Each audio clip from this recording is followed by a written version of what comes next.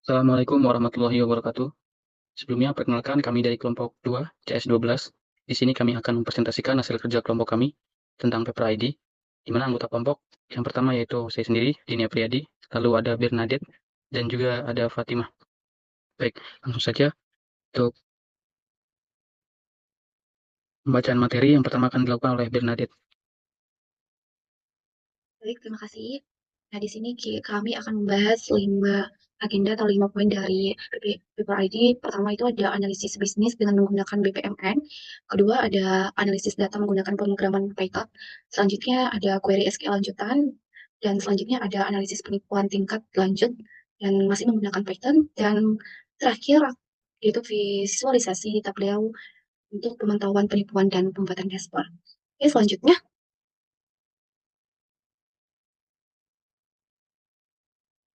Nah, di sini ada proses analisis, di mana kita akan pertama-tama akan mengumpulkan data-data yang terkait untuk mengidentifikasi dan penanganan nilai-nilai atau data-data yang hilang. Selanjutnya untuk deteksi dan penanganan outlier. Ketiga ada penyelesaian format data-data yang terkumpul. Selanjutnya kita akan melakukan pembersihan data untuk normalisasi dan rekayasa fitur. Selanjutnya kita akan melakukan transformasi data dan selanjutnya kita akan melakukan eksplorasi data atau EDA.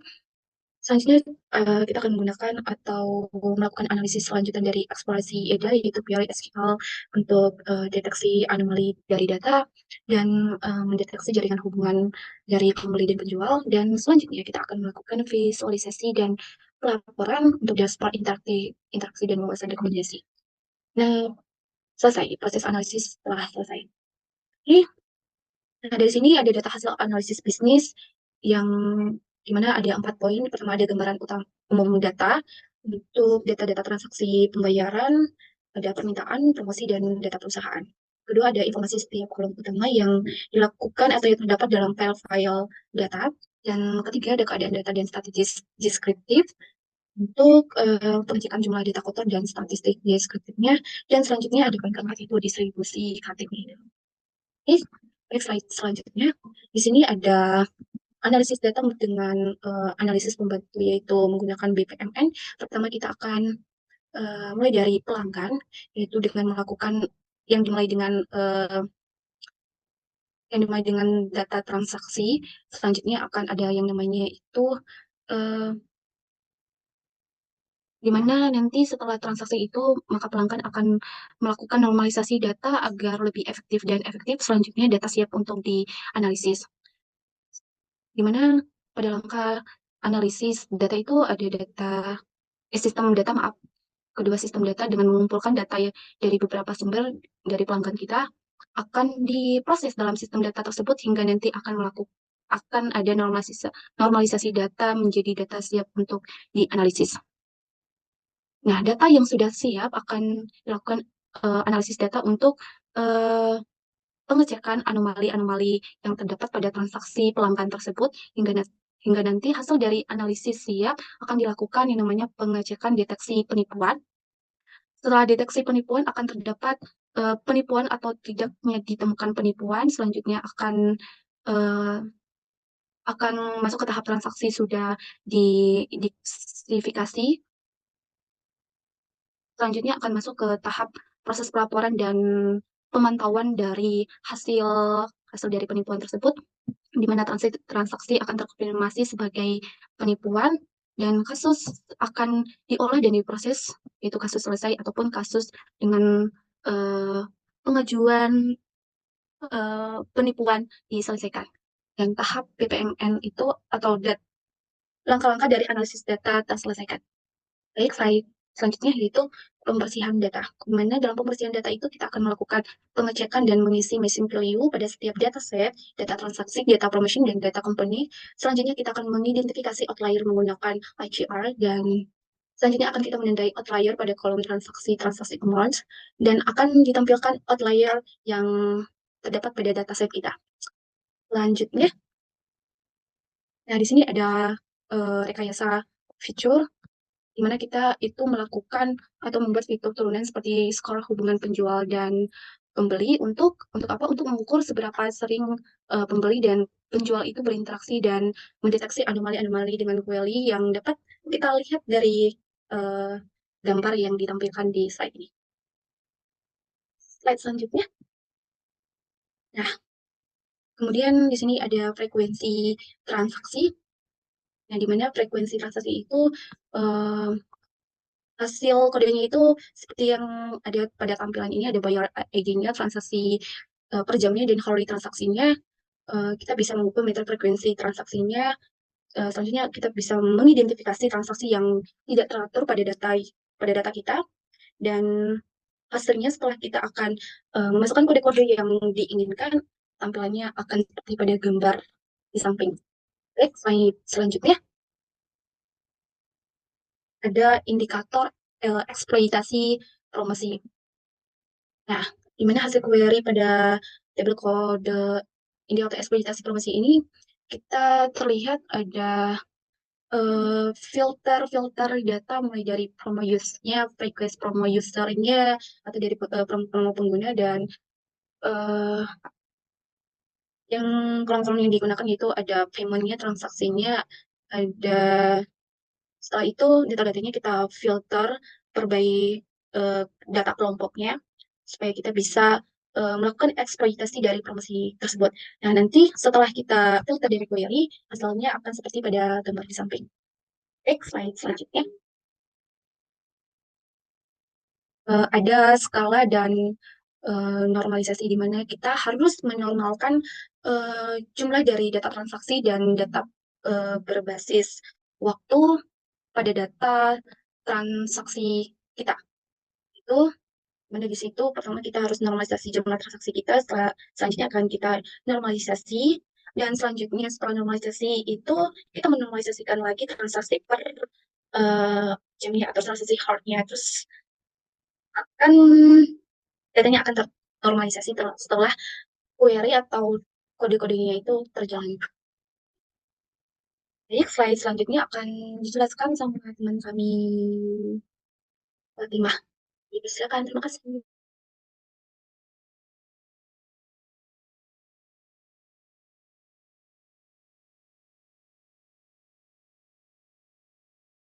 Di sini saya akan menjelaskan mengenai analisis data eksplorasi. Nah, untuk melakukan analisis distribusi jumlah transaksi, ini kita bisa lihat kodenya di sini pada gambar distribusi jumlah transaksi. Nah, lalu untuk hasilnya itu ada di sini distribusi jumlah transaksi yang menunjukkan pola ketidakseimbangan yang kuat dalam jumlah transaksi, memberikan wawasan awal tentang potensi outlier dan distribusi yang sangat miring pada dataset. Nah, sebagian besar nilai itu berada di rentang paling kiri, yang berarti sebagian besar transaksi berada di jumlah yang relatif lebih kecil dibandingkan transaksi lainnya. Nah, terdapat transaksi dengan nilai yang sangat jauh lebih tinggi dibandingkan mayoritas transaksi lainnya. Nah, ini jadi menciptakan distribusi yang sangat skewet ke kanan. Next. Nah, di sini ada frekuensi pasangan pembeli dan penjual. Nah, visualisasi ini digunakan untuk menyelidiki pola dalam transaksi berulang atau nilai yang luar biasa tinggi. Nah, di sini ada query yang bisa kita lihat, dan lalu di sini grafiknya. Di sini ada 10 grafik yang menunjukkan pasangan pembeli dan penjual dengan jumlah transaksi terbanyak, atau bisa dibilang frekuensi tertinggi. Nah, pasangan di bagian atas di sini memiliki frekuensi paling tinggi, seperti terlihat dari panjang batangnya. Nah, untuk sumbu X-nya menunjukkan jumlah transaksi frekuensi untuk setiap pasangan. Pasangan pertama lebih dari 1.200 transaksi, sementara pasangan lainnya memiliki nilai lebih rendah secara bertahap. Nah, untuk sumbu Y-nya mencantumkan pasangan pembeli dan penjual dalam bentuk kombinasi ID. Kombinasi ini mempresentasikan entitas transaksi antara pembeli tertentu dengan penjual tertentu. Oke, next. Di sini ada penggunaan promosi. Untuk menampilkan penggunaan promosi, di sini kami menggunakan query Python. Nah, bisa kita lihat ya di sini query-nya. Nah, lalu kita akan mendapatkan hasil seperti ini. Next. Mencari transaksi berulang. Nah, untuk mencari transaksi berulang itu dilakukan oleh buyer and seller dapat menggunakan query berikut. Nah, query-nya itu ada di sini, dan di sini hasil ada 10 transaksi berulang dengan nilai yang tertinggi. Oke, next. Nah, untuk di sini tuh bagian visualisasi jumlah transaksi dari waktu ke waktu. Nah, di sini ada visualisasi jumlah transaksi dari waktu ke waktu yang dapat dilihat perubahan signifikannya itu terjadi mulai dari tahun 2023 hingga 2024. Next. Di sini ada jaringan penjual dan pembeli. Nah, kodenya itu ada di sini ya. Lalu dari kode di atas itu dihasilkanlah grafik jaring seperti ini, jaringan pembeli dan penjual. Nah, berdasarkan visualisasi juga jaringan yang ditampilkan dapat dilihat bahwa terdapat not berwarna merah yang menandakan jaringan yang mencurigakan antara penjual dan pembeli yang terkumpul pada bagian tengah jaringan, dan grafik di atas memperlihatkan jaringan pembeli penjual dengan perbedaan warna untuk membedakan not yang mencurigakan dan normal. Nah, not biru itu not yang memiliki lebih dari satu koneksi, sedangkan not merah itu not mencurigakan dengan hanya satu koneksi, atau bisa disebut degree sama dengan 1. Next. Di sini membahas aktivitas promosi dan identifikasi pola penyalahgunaan. Nah, identifikasi pola penyalahgunaan dibuat menggunakan query yang ada di samping ini dan menghasilkan penggunaan promosi berdasarkan ID promosi. Lanjut.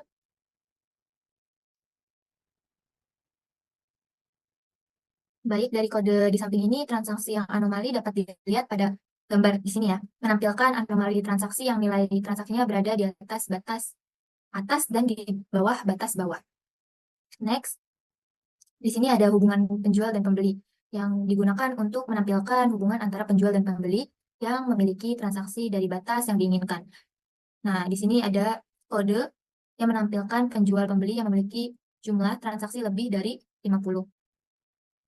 Ya, hasilnya itu penjual dan pembeli memiliki hubungan transaksi lebih dari 50. Oke, next.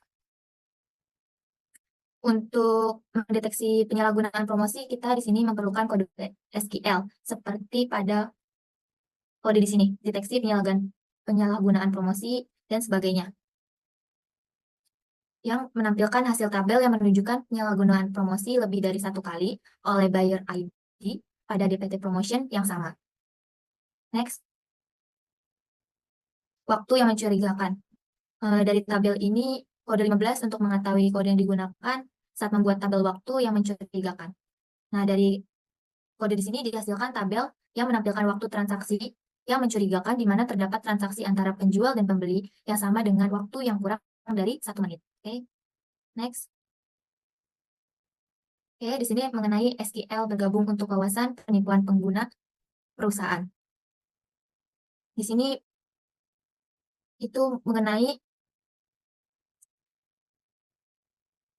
koneksi pengguna yang ditandai. Nah, ditampilkan buyer ID yang mempunyai transaksi lebih dari 5 kali dengan seller atau perusahaan yang sama. Oke, selanjutnya akan dilanjutkan oleh teman saya, yaitu Denny. Baik, terima kasih. Di sini menampilkan koneksi pengguna yang ditandai, di mana menampilkan yaitu hubungan dari buyer ID dan seller ID dengan perusahaan. Lalu juga menampilkan statusnya apakah sudah divalidasi atau belum, dan yang terakhir menampilkan jumlah transaksi antara buyer ID dan seller ID. Selanjutnya, di sini pasangan penjual dan pembeli. Di sini pada tabel ini menampilkan yaitu pasangan penjual dan pembeli, yaitu dengan informasi total transaksi dan juga jumlah transaksi pembayaran yang dilakukan. Jadi di sini ada pengguna yang ditandai dan transaksinya. Pada tabel ini menampilkan yaitu hubungan antara buyer ID dan seller ID serta total transaksi dan juga tanggal transaksi atau waktu transaksi. Yang terakhir di sini ada prosedur laporan penipuan di mana ditampilkan total penipuan sebanyak 349,174, lalu ada total pengguna yang ditandai yaitu sebanyak 660, serta ada transaksi yang mencurigakan sebanyak 773. Selanjutnya ada deteksi penyalahgunaan promosi otomatis, di mana di sini menampilkan setiap pembeli yang menggunakan promosi ID yang sama dengan total yang lebih dari satu kali. Di sini ditampilkan yaitu 10 penggunaan promosi yang lebih dari satu kali oleh pengguna yang berbeda-beda. Yang selanjutnya yaitu analisis jaringan. Di sini menampilkan jaringan pembeli dan penjual, sorotan interaksi yang mencurigakan, di mana pada titik not biru menampilkan not merah. Di sini menampilkan transaksi yang mencurigakan. Selanjutnya analisis jaringan, sosial, dan kelompok. Dari tabel yang ditampilkan di sini dapat kita lihat yaitu buyer ID, juga ada seller ID, lalu ada tanggal transaksi. Di sini eh, ditampilkan juga intensif periode, lalu ada eh, repeat intensif, ada repeat intensif yang mencurigakan, dan juga ada potensial penipuan. Dapat dilihat dari data yang ditampilkan yaitu terdapat pasangan-pasangan yang terindikasi penipuan dan juga tidak. Selanjutnya di sini ada generasi wawasan, di mana eh, pada generasi wawasan dapat kita lihat di sini ada promotion, lalu ada potensial penipuan, ada total transaksi, total penipuan, dan persentase penipuan. Dapat dilihat di sini pada jika terdapat promosi, potensial promosinya ada potensial promosi dengan total transaksi yaitu 66 dan total penipuan sebanyak 66 juga, sehingga dihasilkan persentase penipuan sebanyak 100%. Selanjutnya di sini dashboard deteksi penipuan interaktif, di mana pada dashboard ini kita dapat melihat penyalahgunaan promosi yang dilakukan oleh user, dapat dilihat atau digunakan pada Tableau yang sudah kita share menggunakan Tableau public. Selanjutnya di sini wawasan dan rekomendasi. Wawasan dan rekomendasi wawasan penipuan utama, rencana aksi, tetapkan kebijakan promosi yang lebih kuat, pembahasan anomali dalam pola transaksi, lalu eksploitasi promosi, hubungan kolusi pembeli dan penjual, status verifikasi pengguna, keterbatasan sistem, deteksi real time, dan analisis visualisasi, serta rekomendasi strategis. Kesimpulan penelitian ini menganalisis pola penipuan dalam transaksi pembayaran digital di PT Paper ID dengan menggunakan Python, SQL, dan Tableau.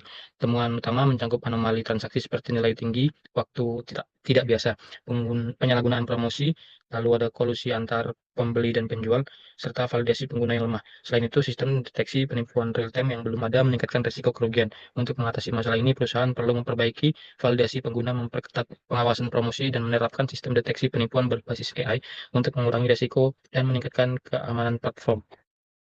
Demikian dari kelompok kami. Apabila ada kekurangan, kami mohon maaf.